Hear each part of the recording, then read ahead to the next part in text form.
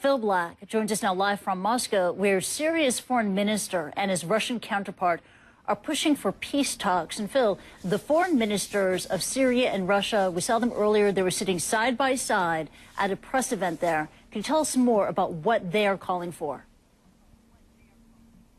Well, Christy, I think the fundamental message from the Russian Foreign Ministry today was that it is not stopping, it's not giving up on its effort, its diplomatic effort to try and block a military strike on Syria. That has been its fundamental goal throughout the Syrian crisis, and even with the imminent threat of a military strike by the United States, it's clearly not giving up on that. So today, while a lot of the comments from the Foreign Minister, Sergei Lavrov, were very similar to things we've heard before, the Russian position is very consistent. As we know, the overall theme was reminding the world that Russia believes there are other options for dealing with this. In particular, Russia is still continuing to push its idea of a big international peace conference involving all parties with no preconditions to sit down and thrash out some sort of political settlement, because it believes that ultimately that is the only way to solve the Syrian crisis in the long term. And Russia believes that any sort of military strike, even a limited one, will do a great deal of damage to the chances of trying to resolve this peacefully, diplomatically. Sitting next to Foreign Minister Lavrov was his Syrian counterpart, who said that he's on board. Syria is very much on board with a peace conference of this nature. Both of them said the Syrian opposition should make the same commitment. But the other point that the Syrian Foreign Minister kept coming back to was that any sort of strike by the United States would ultimately only assist another enemy of the United States. He kept talking about Al-Qaeda. Let's take a little bit of a listen to what more of the Syrian Foreign Minister said today during this press conference. How Obama claims a democracy and does not listen to the voices of those opposing this aggression.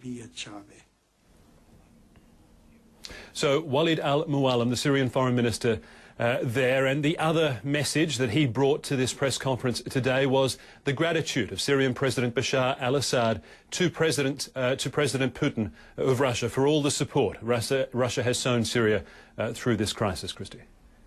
So both foreign ministers calling for diplomatic action while also delivering that warning to the U.S. Now, in that interview with Charlie Rose, the Syrian President Bashar al-Assad, he suggested that his allies would retaliate if the West attacked.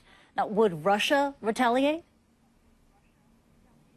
Russia has pretty much ruled out the idea of retaliating militarily or getting involved in any sort of military skirmish here. But other than that, the Russian government, the Russian president have been pretty coy on precisely what they would do. Last week, President Putin was talking about Russia's plans, ideas, without going into too much detail. The one thing he did hint at was the possibility that sales of sensitive or very capable Russian weapons, which currently are not proceeding, could be reviewed, perhaps pointing to the possibility that Russia could enhance the weapons assistance, the military assistance that it is already giving Syria at this point. It would be interesting to see what other practical assistance Russia would be prepared to offer.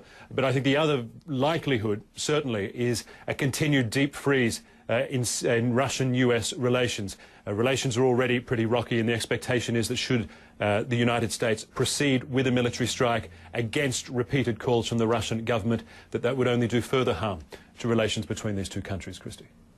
All right, Phil Black reporting live from Moscow for us. Thank you.